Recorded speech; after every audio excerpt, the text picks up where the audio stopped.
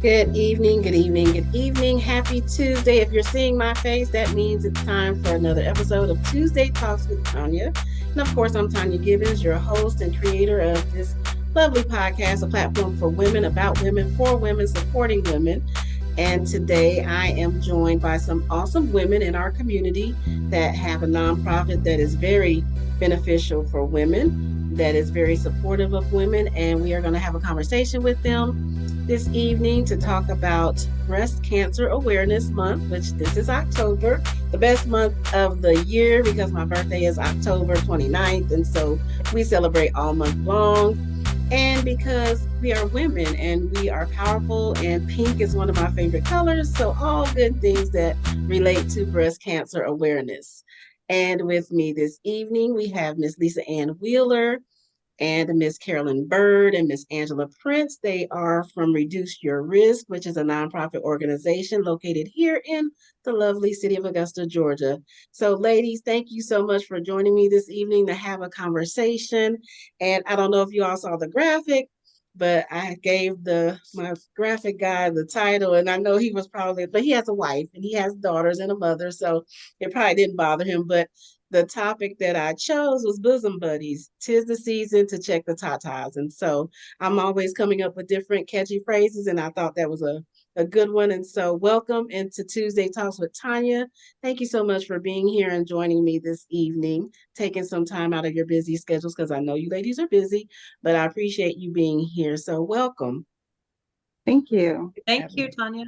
You're welcome. You're welcome. So Lisa Ann, I'd like to let you start off and lead the conversation around Reduce Your Risk, what it is, how people can get involved, what you do, what your goals are, how are you helping this community of women and sometimes men, because I think a lot of times we forget men can get breast cancer as well. And so we're just going to have a conversation about what you guys do and how women can get supported and how they can get information and all those good things. So Tonia, I'm actually going to, if you are okay with it, I'm going to start with my program because I really think Carolyn is the one who should start. She's really the founder. We're co-founders, Angela and I, but she's really the founder of Reduce Your Risk. So is that cool for me to start with the DP? Absolutely. Absolutely. Yeah. So tell us a little bit about yourself, because I do have my little script. And so I didn't introduce you, but Lisa Ann Wheeler of the Department of Public Health with the BCCP program, which is a good program, and I'll let you talk about it. And Miss Angela Prince, who also is Rise Augusta, as well as Carolyn Bird, who is retired, but she has Live Long and Lean as her business. So let's have a chat. So go ahead. Who would you like to start? So do you want me to start first? Whoever wants to start first, I'm okay with it. Okay, so I am the patient navigator with the Breast and Cervical Cancer Screening Program with the Georgia Department of Public Health. And this program, amazing. Yeah. It's an amazing program. I've seen transformations that have just been incredible. So this program is for women who are uninsured or underinsured. We cover the screenings, the PAP, the HPV. We cover the mammogram. If a woman needs a diagnostic mammogram, if she goes for her screening and there's an issue, they want more detail, they want to see further imaging, we cover the diagnostic, we cover the ultrasound. If in fact she needs a biopsy, we cover that. We cover the surgical consultation. We have a woman's back through that whole process.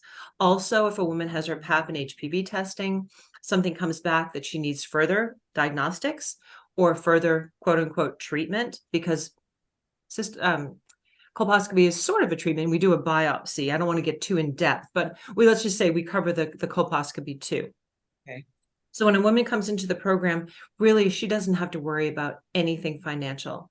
just have those screenings. And it is such a wonderful feeling to get those screenings and to know that, hey, things are good, and I've had women sit in my office and literally cry because they haven't been able to get a mammogram, just a simple mammogram. And we also, we cover comprehensive exams. So we cover the blood pressure, the height and weight. We cover all sorts of things. We want to make sure that we're covering the whole woman, not just the screenings.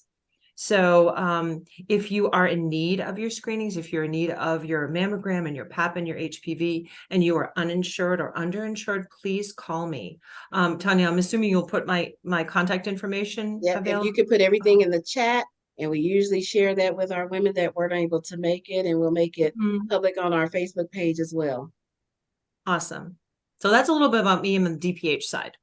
And that's a lovely program. And I will tell you, because I'm a witness, I was able through Lisa Ann to participate in that program and to get my mammogram done and to get a Pap, which I haven't had. And I found out because you have to tell them when was the last time you had it. And I actually couldn't remember, but it had been at least, I think, 5 years. And so to be able to get my mammogram and to be able to get my Pap and to not have to worry about coming out of pocket, that was a huge, huge relief for me. And I got my results and everything is good and clear. So yay. So thank you, Lisa. And thank you, ladies. Yeah, that's because it's one thing that's always in the back of my mind as a woman, because so many women, I know so many women that have battled that and have won, have battled that and have lost. And so you always want to make sure that you're good. And, even your sister is good, whether that's your neighbor, your actual sister, friend, whoever. So thank you for that program and for introducing me to that program and allowing me to participate. Thank you. Absolutely. Who's up next?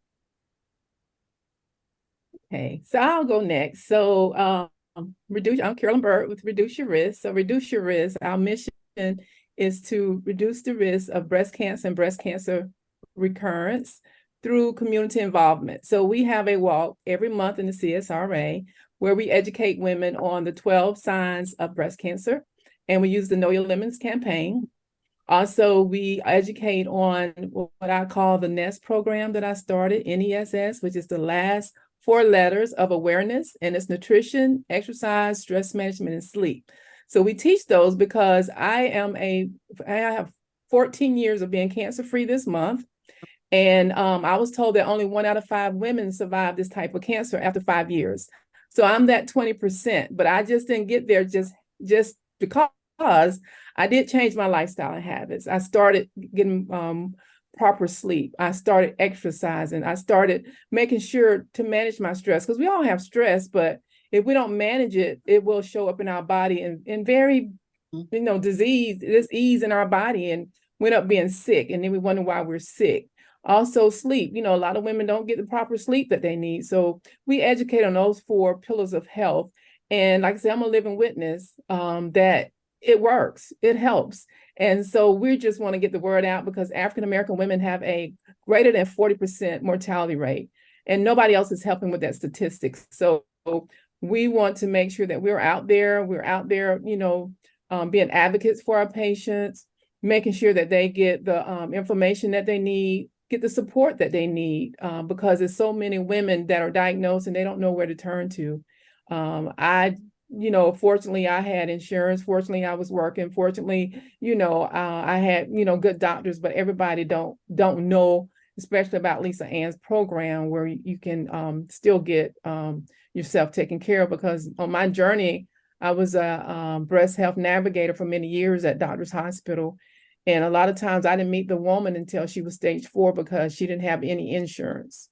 And she felt like she couldn't come in, and she had to come in because then she was stage 4. So we just want to, like I say, get the word out. And we have quarterly cooking classes. We also have a monthly support group, and that's the 3rd Monday of each month at the Elks Lodge. And we've been doing a lot of wonderful things with our survivors. And it's just not for just breast cancer, but for all survivors and also their caregiver, because somebody needs to support that caregiver as well. So we're just so grateful. And I'm so grateful to have my 2 of my best buddies here, my teammates here with me. Lisa, Ann, and Angela. And I tell you, God has placed them in my life, in our lives, so that we can help others. We're certainly servants to others to help those. And I know that I have been given a gift of life. And so I have to be able to share that gift with others. Yeah. Thank you so much. And I for having us. appreciate that. You said so many things, so many nuggets of wisdom, because you can control some of the things, like with your eating, with your exercise and sleep. Sleep is so important, but I know for me, because I have the superwoman syndrome, I don't get the proper amount of sleep, but I'm learning that you got to lay down. You got to go to sleep. You got to get that rest, because that plays a part into, things that's going on with your body and the stress. And sometimes you think you're not stressing, but your body will tell you otherwise. I've learned that as well. And so I just appreciate that, you call those things out, because we own some of this too, right? We have to make sure that we're taking care of ourselves mentally, physically, emotionally, socially. Like, it's so much more to the breast cancer than just the actual cancer. But you're right. We hold stuff in. And I tell people this all the time. Lisa Ann knows a little bit of my story about my mom. She died from colon cancer. And she was at stage 4 by the time they found it. And part of it was the lack of insurance, the lack of access to quality medical care, because the unfortunate piece is she had been going to the emergency rooms and the doctor's offices for months, probably close to a year before a doctor actually diagnosed her. She kept complaining about her stomach. She kept complaining about things, and they just kind of dismissed her because she didn't have insurance, and she's a Black female. And when we got the call here, she was in Texas by the time they found it. We got the call in December. She was dead by April. And, part of that, I just think back over my life, her life. And, my mom became bitter. My brother was murdered. She just had childhood trauma, just all kind of stuff that I know she refused to let go, even though she was a believer. She just carried all of that stuff. And I just, think back, if she had been able to deal with some of the stuff that she was dealt with and not held all that stuff in, would she have had cancer? So it's just so many things. But as women, especially as Black women, we carry a lot, we do a lot, we go through a lot, and sometimes we do it silently, and we do it alone because we feel like nobody's going to understand, or we feel like people are going to talk about us, or whatever the case may be. And so that's another reason why I have the podcast, because I just want women to understand you're never alone. There's always somebody out there that you can share with, talk to. There's always a resource. There's always something that can help us get through, over, under whatever situation or circumstance we may be in. And so being mindful of, the sleep and the exercise, and making sure that we have the proper diet. So those things are important, but it's on us to make sure that we're doing our part as well. So thank you for sharing that, Ms. Carolyn. I appreciate you and your service, and definitely want to make sure we collect all the information on how people can join you guys, how we can support you guys, when events are. We post it in our Facebook group. We share it amongst other groups. So just making sure that we spread the word to everybody. Thank you. Thank you. You're up next, Miss Angela. Okay, so I guess I will start with my journey, and then I'll connect the dots on how we three got together, because I think it's a beautiful story and I love telling it. But I was diagnosed with stage 4 breast cancer back in 2015. I was a busy working mom. I was, in charge of my household. I was in charge of about 70 associates at work. And I was working about 60 hours a week. And, like you said, it goes back to being a Black woman and really, trying to do your best in this society.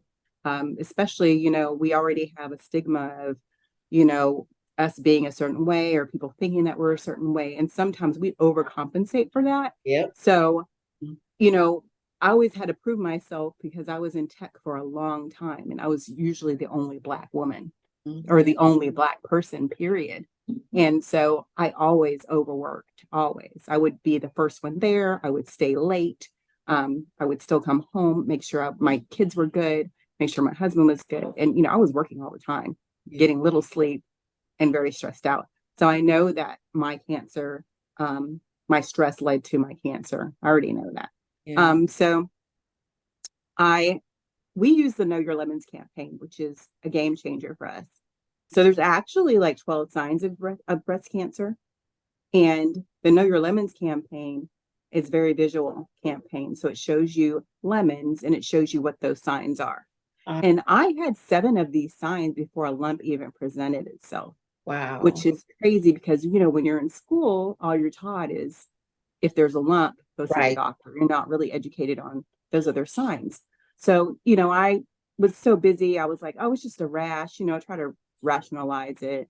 It's a rash. I'll go see the doctor later. It's no big deal. Maybe I bumped myself or hurt myself. There's a bruise. You know, I kind of like kind of rationalized away because, you know, I was busy. Right. By the time my doctor appointment came, my lump grew to the size of an orange.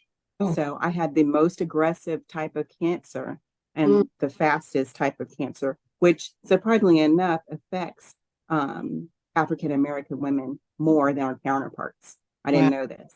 Wow. So I was had like 16 rounds of chemo, radiation, had a double mastectomy, whole nine, and that sat me down for almost 2 years. I stopped working. And then, you know, after I healed, I was like, now what? You know, why did I go through all this? Yeah. But God knew why I went through all this because he threw a bunch of stuff at me at one time.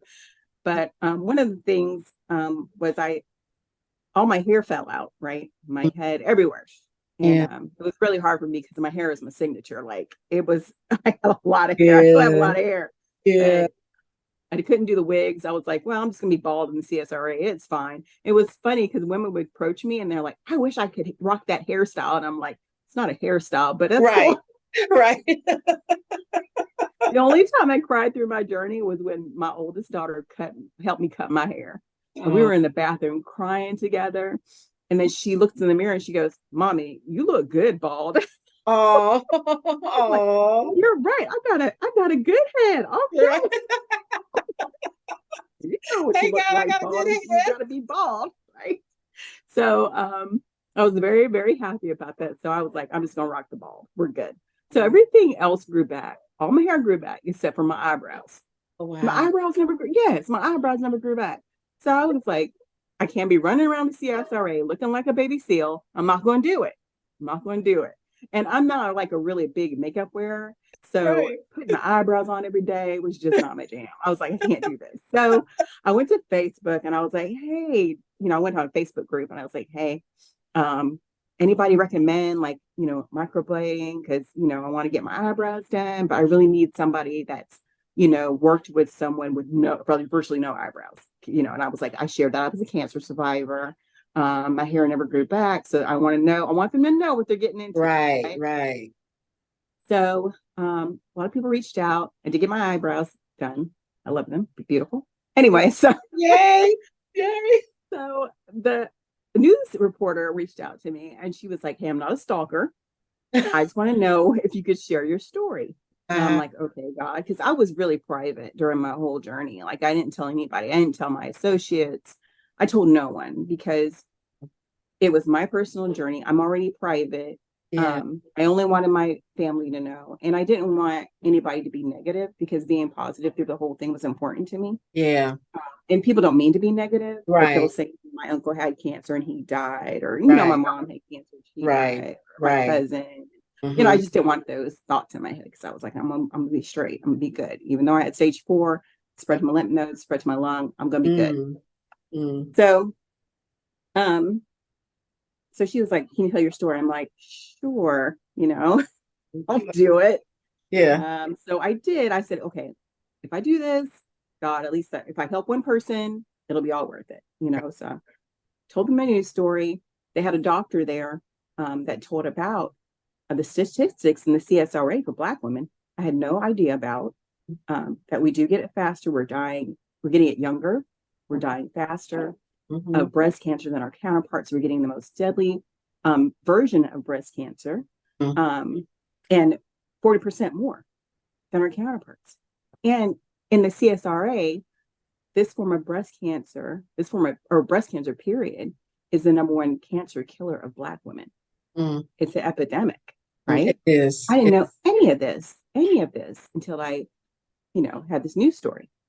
So I'm happy to say after the news story, they told me like 2-3 women called the news the next day and was like, oh, I'm going to get my mammogram, asking for more information. I was like, this is great, right? Wonderful. So I'm like, okay, I'm done.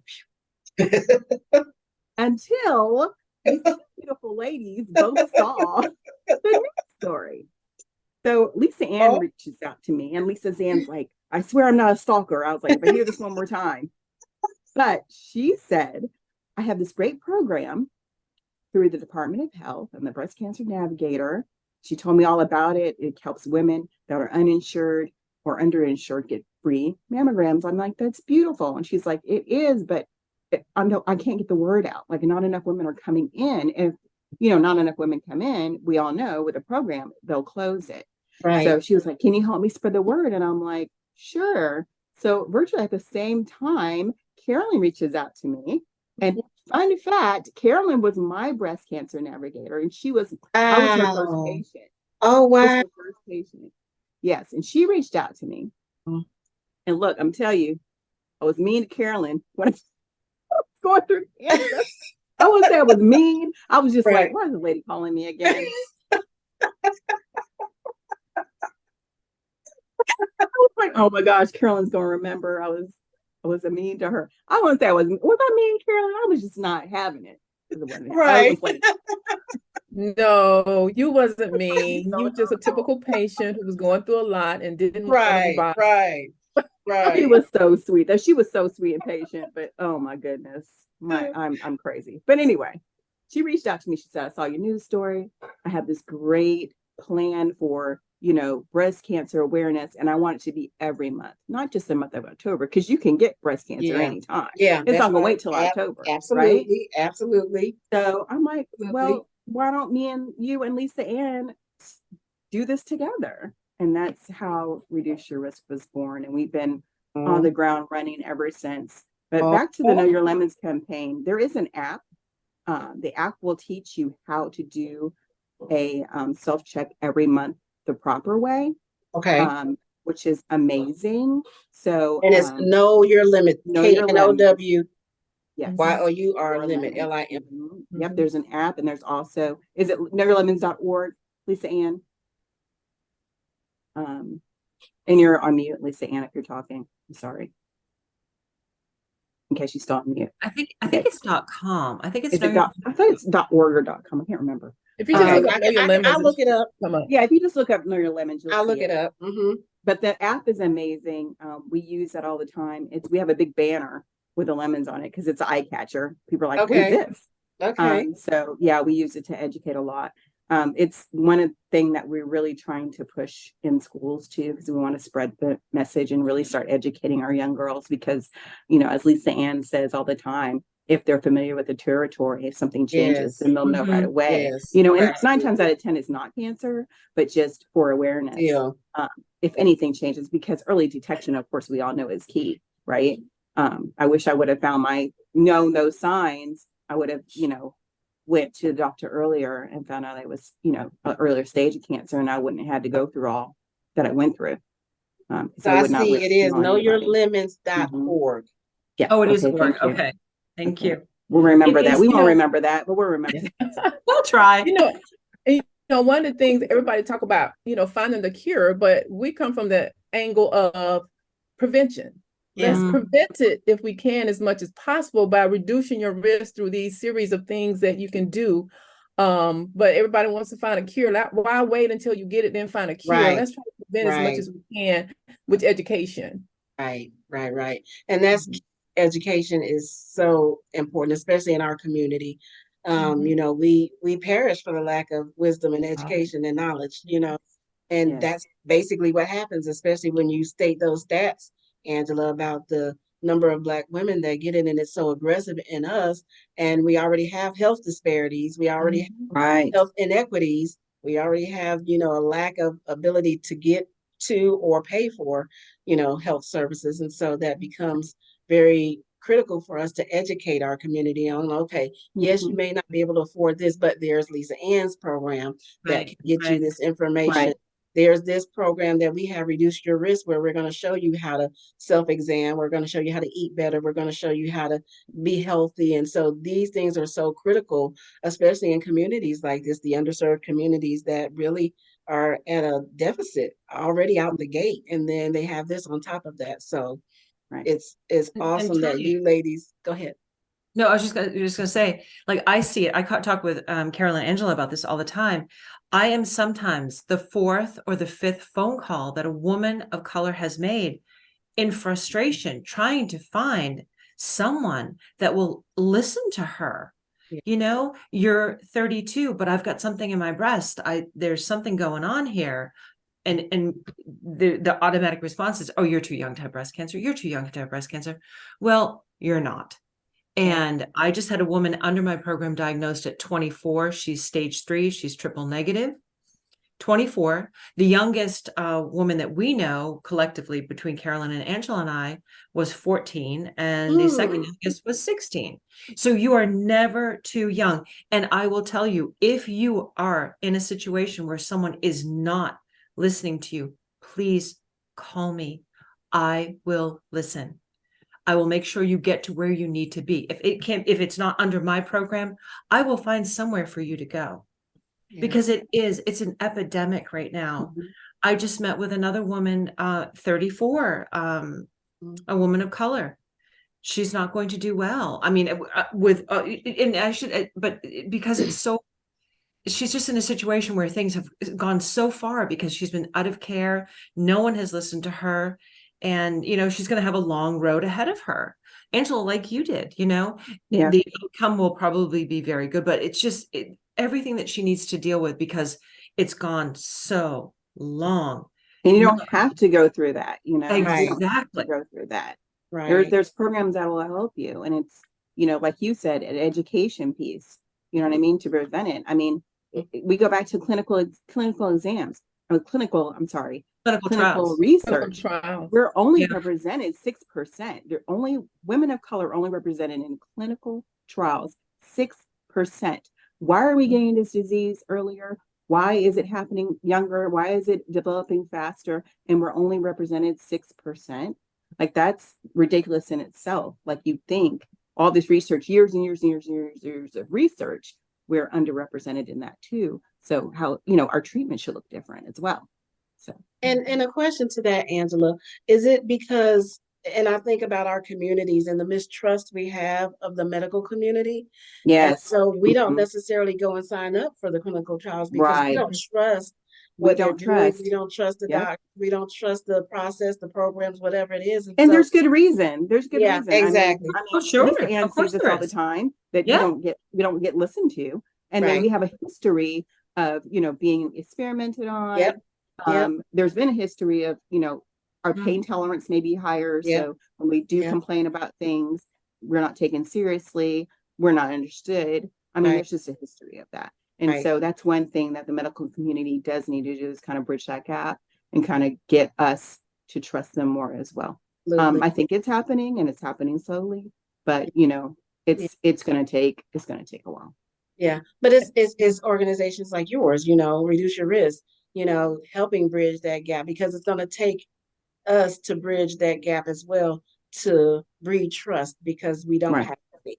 And so when you see faces like yours and Carolyn's, and you guys are the face of this organization, and this is what you're doing, this is a way for us to educate our community on, hey, we understand what has happened in the past. However, in order to help us, we have to help ourselves by being available, by going preventive medicine, you know, reaching out ahead of time. Don't wait until it's so bad that there's almost nothing that can be done. But also, hey, if you feel something's not right, you go. And if they don't give you the right answer, you go to somebody else, and you keep going until somebody hears you and they listen, and then they do something for you.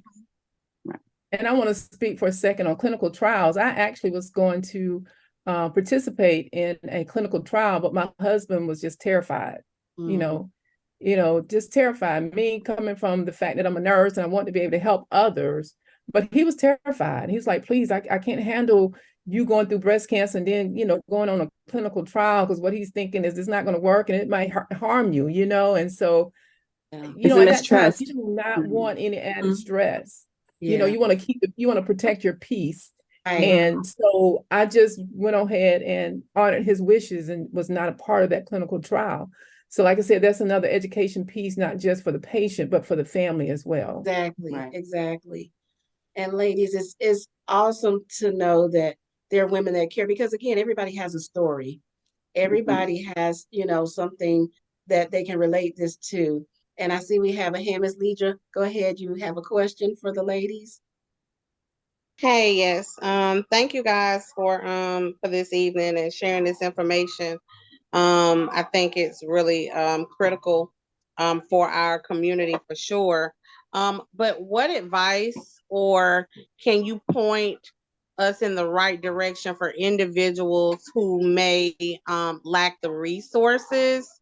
And when I say resources, I also mean not just necessarily from an insurance standpoint, but are there any nonprofit and or civic organizations out there that are willing to assist those who may not, especially when in terms of recovery, when you're sick and things like that? Are there any resources available out there to help with recovery and things of that nature, if someone is diagnosed and is on the mend to recovery? And are you talking for breast cancer specifically? Yes. So all of my patients that are diagnosed under my program, I provide them with lots and lots of resources. There are a ton of resources to deal with financial. I even have locally a company that will come in and they'll clean your house when you're going under treatment. I mean, there's a lot of financial, because a lot of, and Angela actually can answer to this. You can have insurance and you can have great insurance, but you're still left with a You're still left pulling the burden. bag. Like I still had to have Herceptin, and I just finished it in November. That was a $10,000 price tag every time I went, and I went every 3 weeks. Oh, I still owe about, I don't even want to say, like 30,000, something like that. But I mean, I still keep going. My oncology office still sees me because I have to still get seen every 3 months. But there are programs, like there was a program that I got on and there was no cap to income. And they paid most of it for me, which was really nice. There are programs like Lisa Ann said, will come clean your house, which is amazing. Cancer support services, they do a lot too, for the They families. do like electric bills, rent, prescriptions. I have a cache of amazing resources. So if a woman is going through treatment or has finished treatment, there are resources out there to assist with all sorts of things. And we help also, like if a woman is going, needs to go through a mammogram, they don't have, transportation, they don't have food, clothing, all those needs that they are worried about and don't want to worry about getting a mammogram right now. We take care of that. Wow. We'll even go to an appointment with someone if they hold their hand. Yes. Scared to get a mammogram. Right. That's We've amazing. done that too. I don't want to go get a mammogram. I heard it hurts, Yep. Right. I heard it Yeah. hurts, but dying hurts more to me. Right. I'm telling you, the chemo was terrible. Yeah. Yeah. You're like, I'd rather deal with this than the alternative. Yes. And it's just those simple things. It hurts. Okay, but we need to know, it's better to hurt now than later, because it's, but it's the fear. It's the fear of the unknown, a fear of, the mistrust again. And so it's good to know that these resources are available. And sometimes people just don't know what they don't know. They don't have the reach.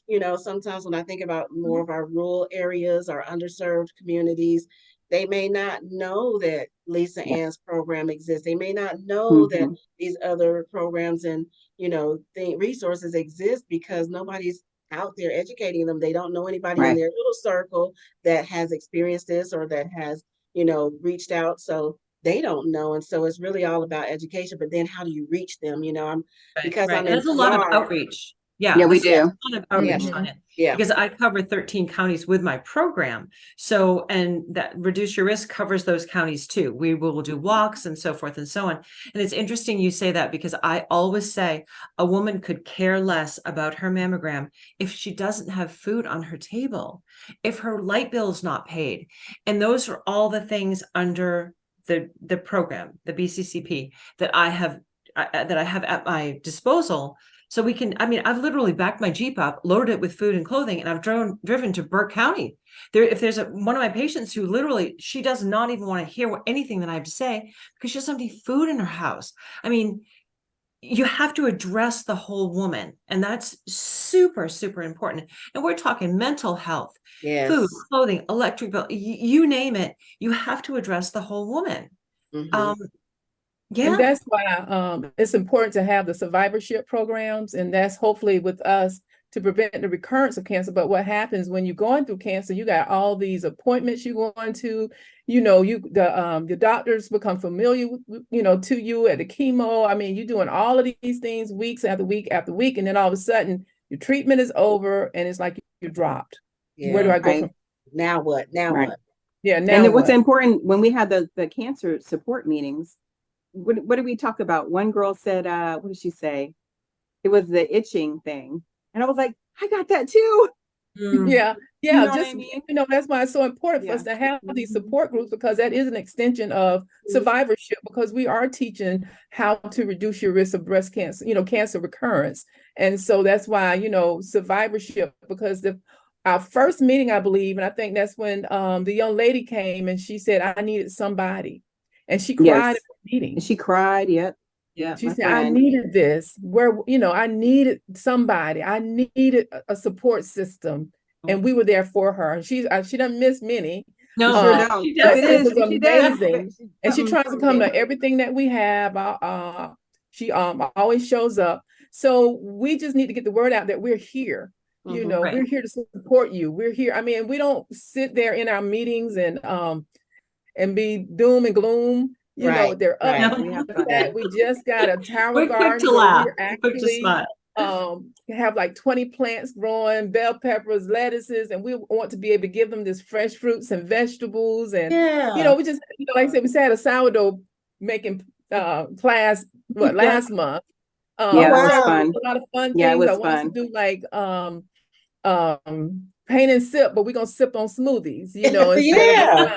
Yeah. Yeah. Yeah. We we had want to some make fun. it fun and interesting to them, Mhm, because mhm. you need that positivity Right. when you have had cancer, because Yeah. you live with cancer. Angela and I may look good, like $1 million, but Yeah. nobody knows what we deal with as Right. far as these aches and pains and other issues that we have to deal with on a daily basis. And Not it's a just mental that, thing too. We also- probably think that something's going on. Like it Yeah. came back. Right. The thought that, oh, okay, my head hurt.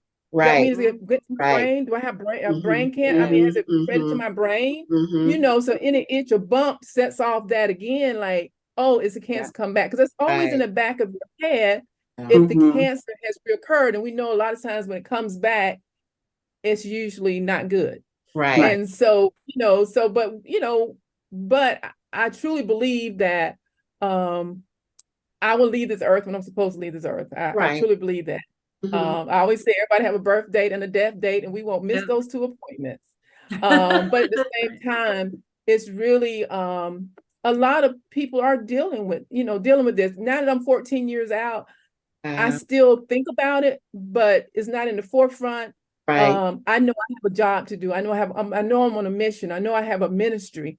And so it doesn't bother me as bad, because just recently last year I had a scare where I think my husband was scared, and I think my friends were scared at the breast health center because they found a lump, they thought. And I was like, I was even gonna get my biopsy for a couple of weeks, and they were like, can you come today? And I was like, no, I have something else to do. And my husband was like, you're going today. And I was like, okay. Yeah. Now, 14 years ago, I don't even remember my biopsy.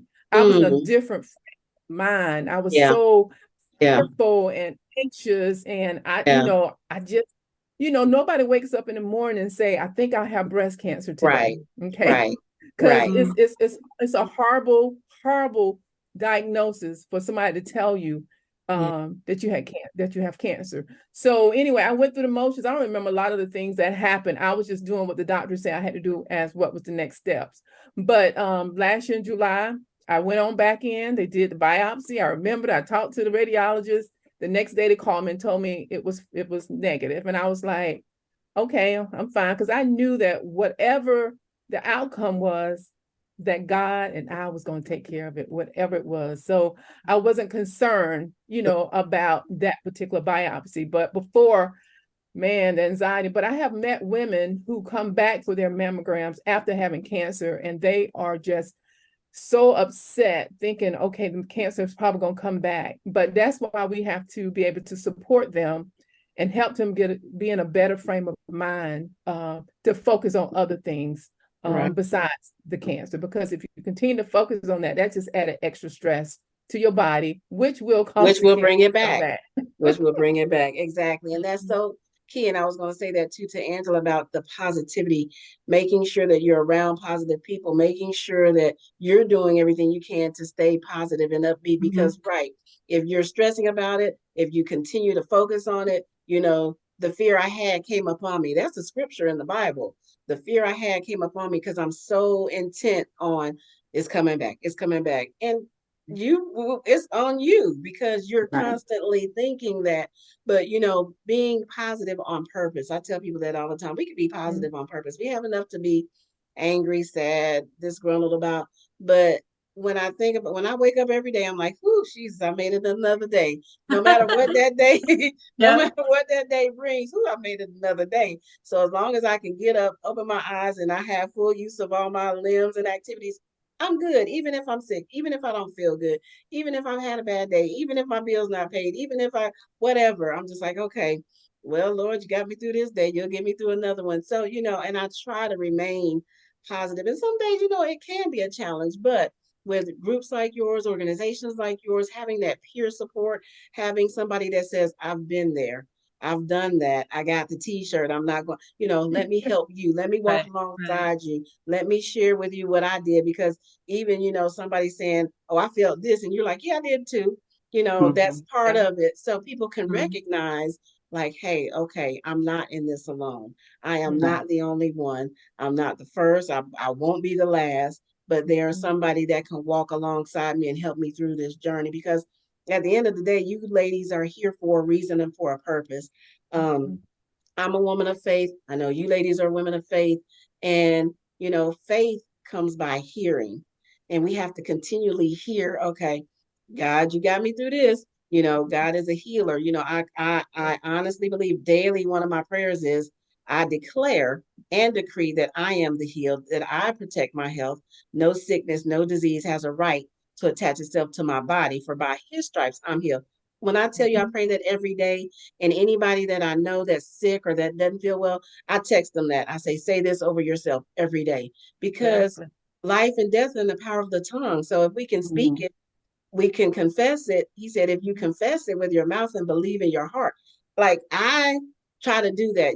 I don't always get things right, and I'm not perfect, but when I tell you I believe and I want to be here a long time, for as long as I can, I don't want to do anything to jeopardize that or to shorten my lifespan if I have anything to do with it. So, with you guys and with your work that you're doing, I tell people all the time, Tuesday Talks was birthed out of partly a necessity, because when I moved to Augusta, I didn't have community. I didn't know a lot of people, and Augusta can be kind of closed off. They can work in silos, and people can be in cliques, and I've never experienced that. And so I created a platform for any woman to come, no matter what your race, ethnicity, background, whether you had money it didn't matter to me. I just wanted women to have a safe space. I wanted women to have a place where they felt they could be themselves authentically without fear of judgment, criticism, ostracism, any of that. And so that's why this platform exists, is for that reason. And you ladies fit right into this, because you're here to do the same thing in the community that you've built around breast cancer. And like Angela said, with the numbers, I was reading some statistics, and I was like, this young lady, her name is Asha Miller, and she her article is on everydayhealth.com, and it was talking about the health disparities for number one, but it also talked about closing the cancer gap with African American women. And she said, you know, when she found out she had cancer, she said there was nobody there. And I'm not really sure, I didn't finish reading the whole article or where she lived or anything, but she said she felt so alone. And so she created a group based on the lack that was in her life for what she was going through. And that's what it's all about. I think we're all here to help somebody else. You know, everything that I go through is not about me. It happens to me, but it's not about me. It's about me overcoming it and then sharing it with somebody else that can hopefully help somebody, save somebody, you know, whatever the case may be. So I really do applaud you ladies and the work that you're doing in this space as it relates to breast cancer, but, you know, just being a support system for women in general, period, because we need more organizations and groups like that. Is there anything else you ladies would like to share? Any upcoming events? Ways that people can join? I know we have our chat and you put a couple of things in there, but how can people connect? So we have Reduce Your Risk, we have the email, we have the Facebook, we have Lisa Ann's number at the Department of Public Health, and Ms. Carolyn, we're going to make sure that we share your information in our Tuesday Talks Facebook group, as well as other groups that I'm a part of, because I want women to be educated. I want women to know there are resources out there, that they're not alone, that there is help, that there is support, that there's somebody that cares about what you're going through. Tonia, I just wanted to share one thing about our support group that is really, really cool, is that we incorporate not just the person going through treatment or haven't gone through treatment like a survivor, but we focus on the caregivers and the supporters, the partners. That's so important. And I think that's what makes our cancer support group a little bit different than others, that we welcome everyone in that circle, you know, and it's just a really beautiful place to be if that's what you need. We provide dinner, so we all have dinner together, then we have presenters and then time to talk. And it really, as a caregiver for my mom, I know how important it is to you've been there, you know what I'm talking about, to have that support of other supporters, caregivers, friends, family. And I think I wish I had known about that. My mom died in 2019, so I wish I had known about that, because it's a time that I don't even have the words to describe, because my sister and I were her only living children, and we were the ones who had to care for her, because no insurance, no life insurance. Her life insurance policy had actually lapsed the month that she found out she had cancer. We didn't know until after she passed. And so literally we were her only caregivers. She didn't have coverage enough with her Medicaid to get in-home health care. So we were the in-home health care. We were giving baths and changing sheets, and just us two, period. And it was so stressful, and managing a full-time job on top of that, and the obligations I had with the job. And it was just, you know, oh yeah, I don't wish that on anyone, but it's good to know that there are groups out there that can help alleviate some of that stress, some of that wear and tear, you know, some of that responsibility, because that was huge for 4 months, every day. Yeah. Yep. Yeah. Well, ladies, I thank you. This has been an awesome conversation. I appreciate you guys and for joining me tonight and sharing the work that you're doing. It's so important and it's so necessary. And I'm so grateful that you guys are doing it. Angela, thank you for being open and sharing your story. I know people don't like that, but you know, I think it's to help and it's for the betterment of others. I said, we overcome by the word of our testimony.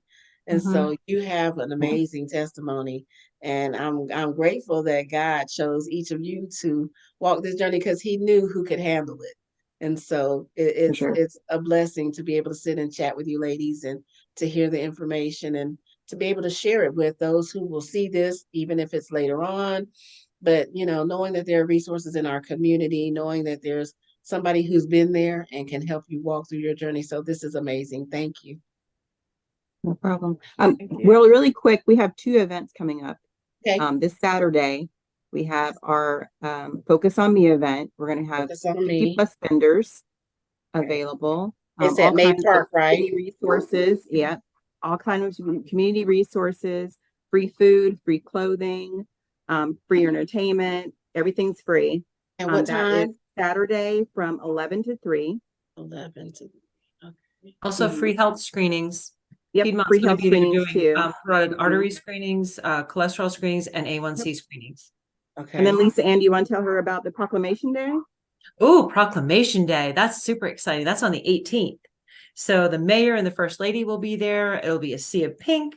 They're going to read a proclamation that forever, October 18th will be Breast Cancer Awareness Day in Augusta. So we'll have Awesome. vendors Awesome. and Awesome. yeah, it's going to be in performers, and it's just going to be a really lovely time to come together and just embrace each other and really celebrate the fact that we are together, we're unified, and we have this day that proclaims Breast Cancer Awareness Day forever and always. Yay. That'll be on the 18th at the Mhm. mall from 11 to 1. Absolutely. Okay. The Sears End, where Sears used to be, We're Sears. So is it inside or outside? inside. Inside. So wear your pink. Nation Day, Wednesday, October 18th, 11 to 1. 11 to 1. 1 Sears at the mall. Mm-hmm. We're so excited. Hey, that is going to be amazing. That is going to be amazing. That's awesome. Coming from the mayor's office, so I know how important that is, and supporting the current mayor. So I know it's going to be amazing. And he and his lady, First Lady, Miss Tony, they are some caring, amazing individuals. And so it is very important that even the city acknowledges, especially for our city, what's going on as it relates to women and breast cancer. So yes, I'm so excited and congratulations. You deserved it. Thank you for working hard to get it done. He was so quick to support us. It was a great meeting. Like he's has been there for us right along. Mm-hmm. I know we've done the first, was it the Friday food trucks? Yeah, and first Friday food truck. Yeah. He's a good guy. He really is. He is. And we appreciate him service to our community as well. Well, thank you, Miss Lisa and Miss Carolyn and Miss Angela. I appreciate you. I have enjoyed our conversations. I know I will see you guys out there on the trail in the community doing great things and helping people and supporting people. And if there's anything that I or Tuesday Talks can do for you, please give me a call. You know how to reach me. We'd love to support. We're going to do whatever we can to make sure that our sisters are okay, because we are our sisters' keeper. You ladies have a good evening. Thank you so much.